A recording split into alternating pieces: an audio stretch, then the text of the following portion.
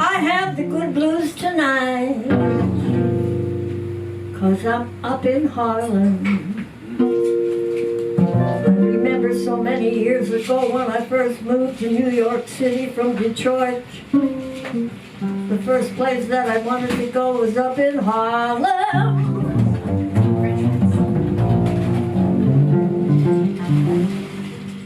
That's right, legendary jazz singer Sheila Jordan, who at the young age of 92 is up in Harlem doing what she did so many years ago in some of Harlem's most famous clubs. Today, she came uptown to sing at Harlem's new jazz Speakeasy, room 623. Well, tell me, where has it gotten us? Everything's still so doggone humdrum.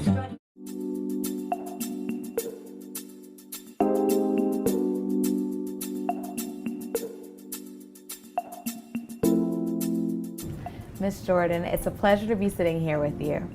And so tell me, when did you first come and visit Harlem? Oh my, all the way back in the when I first came to New York. When was that? In the 50s, early 50s.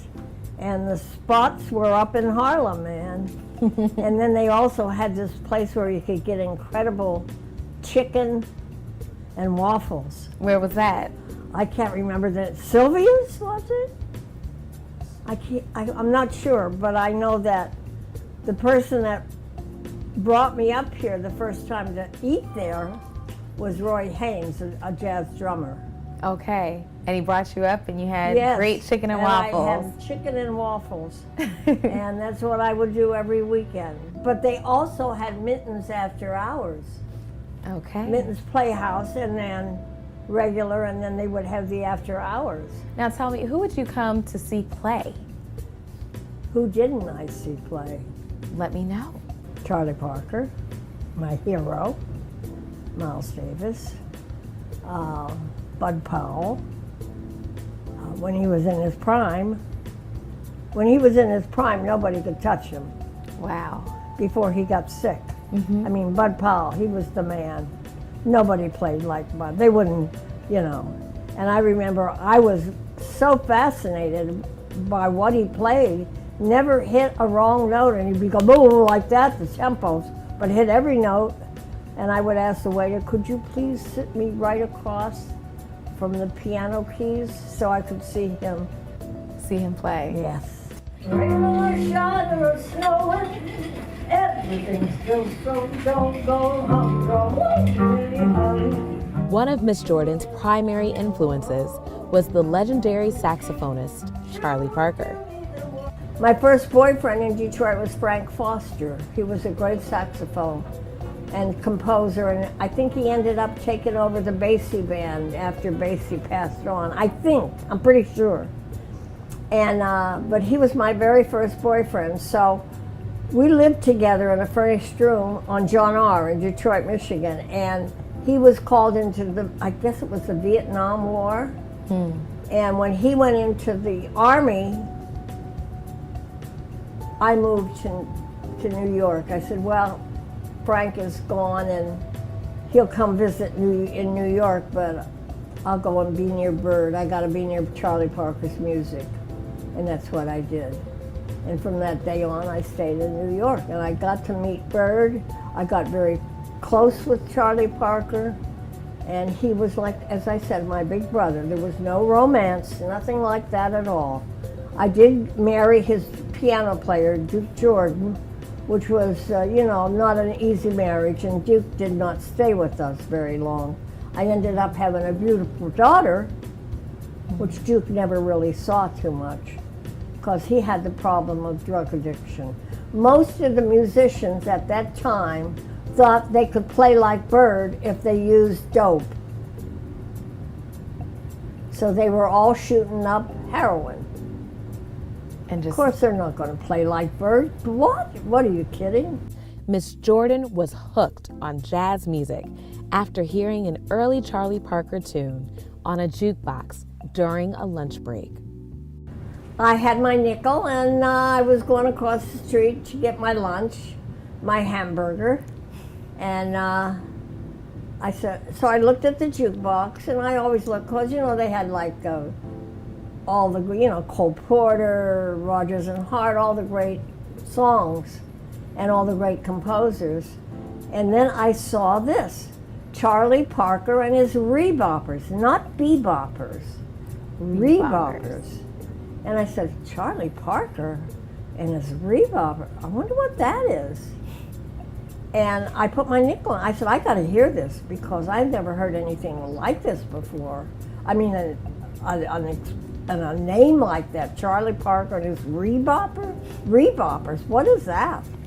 So I put my nickel in, 4 notes. Oh my God, my hair was standing up on my arm. I was so thrilled, it was thrilling. And I said, oh, that's the music I'll dedicate my life to. Whether I sing it, whether I teach it, or whether I just support it.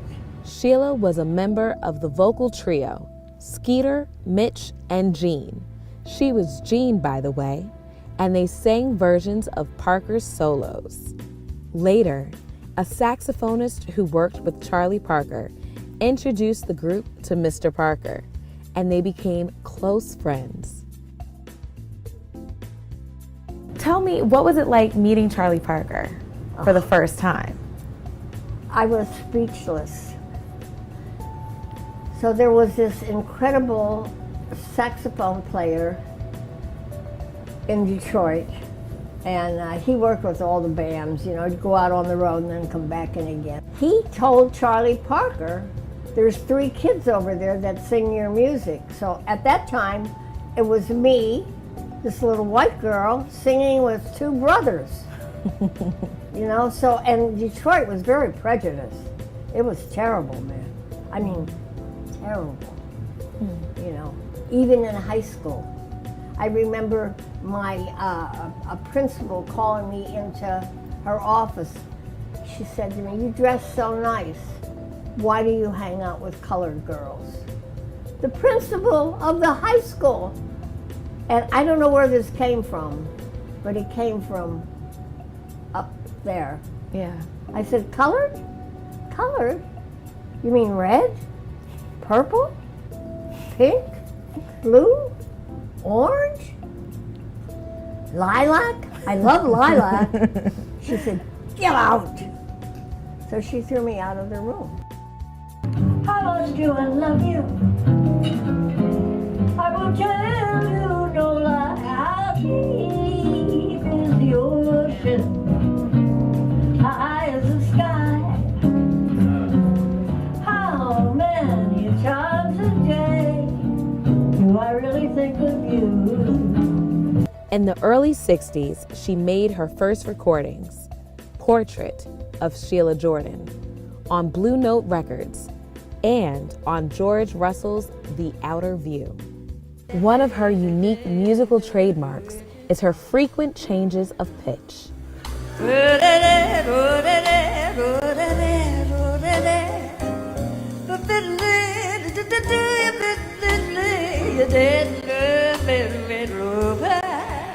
Tell me, while I have you here, and we know that you're going to keep singing and doing music Absolutely. Until the day you die. That's right. But what would you like your legacy to be afterwards? For the young singers coming up, Yes. to take it and keep it going. Keep the music of jazz alive. Because it's, as I said earlier, it's the one music that America can call its own. And it's never got the respect that it deserves. And how unfortunate. That hurts me. That pains me. That this great music of jazz and all these great players, and it's not just the African American players. There was great players like Bill Evans. He's white. There's Stan Getz. He's white. It was a common. I mean, we got along, man. This prejudice BS was not there, man. It did not exist in the jazz world because we all got along. We were colorless. A true brotherhood and sisterhood. That's correct. So that's my story.